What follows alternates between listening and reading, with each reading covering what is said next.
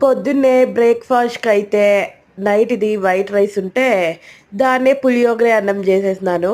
విజయ్ అట్టే తిందామనిండు. కానీ నాకట్ట నైట్‌ది అన్నం తినేకిష్టం ఉండదు. దాన్ని ఏదో ఒకటి చెయ్యాలి. అలా జేస్తేనే తింటాను. సో, ఇంక చికెన్ కర్రీ ఉన్నింది గదా! సో, దాన్నే తిన్నాం. ఇంక నేనొక లివరేసుకొని విజయ్‌కి గుండెకాయ ఏసినాను. సో, నేను తిని విజయ్ తినకపోతే మళ్ళా నువ్వు మాత్రం తినవు నాకు పెట్టలేదని చిన్న వాటికి, పెద్ద వాటికి, చీటికి మాటికి గొడవ వేస్తూనే ఉంటాడు. ఇంక చికెన్ చారు ఉంది గదా! దానికి వడ బాగుంటదనేసి హోటల్‌కి పోయి వడ తెచ్చిండు. సో, వడకి కాంబినేషన్‌గా హోటల్‌లో చట్నీ ఇచ్చిండ్రు.